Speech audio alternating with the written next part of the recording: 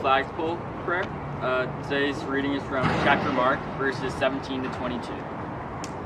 As Jesus started on his way, a man ran up to him and fell on his knees before him. "Good teacher," he asked, "what must I do to inherit eternal life?" "Why do you call me good?" Jesus answered. "No one is good except God alone. You know the commandments. You shall not murder. You shall not commit adultery. You shall not steal. You shall not give false testimony. You shall not defraud. Honor your father and mother." "Teacher," he declared, "all of these I have kept since I was a boy." Jesus looked at him and loved him. "One thing you lack," he said.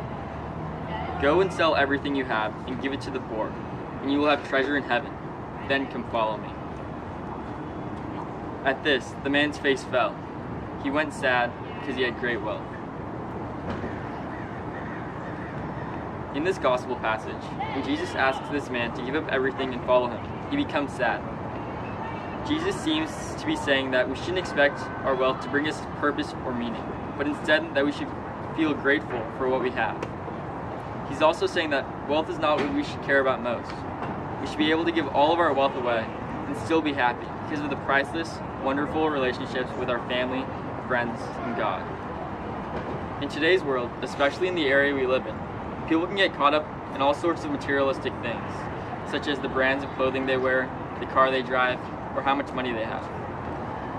People may get a certain brand because it may seem cool, and even base him or her on worth of what they own.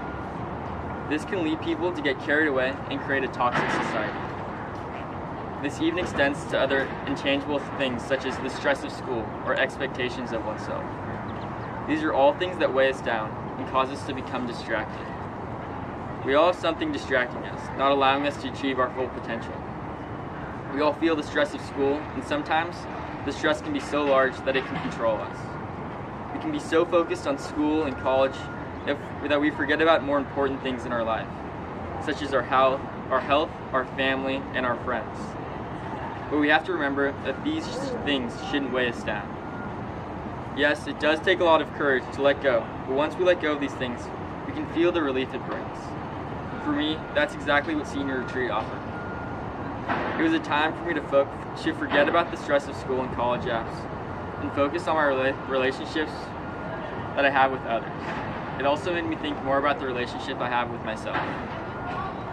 So I just want you all to take a moment and close your eyes and just think about what's weighing you down, what's inhibiting you from growing closer to God.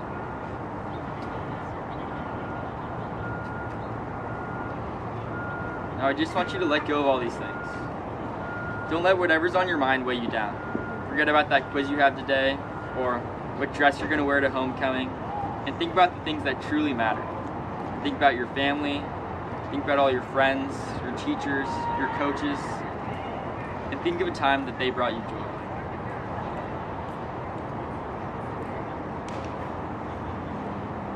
Real happiness is feeling good about yourself and helping others feel good about themselves. It's realizing that it's more important to have friends, family, and a community than to wear a certain brand of clothing. These relationships with others are the things that we should care about most. For example, donating money to the hurricane victims or the people affected by the California wildfires. This money could have been spent otherwise. It could have been spent on that Starbucks drink, but you chose to make a difference and donate the money. When you give these things up, it may seem hard at first, but it's worth it because you're discovering yourself and realizing what truly makes you happy. For me, happiness is having a friend cheer me up on a bad day, or sending me that funny Snapchat to make my day, or even helping me study for that test. But it's also the inverse. It's cheering up my friend on that bad day. It's sending them that funny Snapchat, and it's helping them study for that test. Having these amazing memories and relationships with others are just a few of the examples of things that bring me joy. And this is what it means to live in an authentic way. Doing the thing that brings you true happiness and remembering all the things that others have done to bring you joy.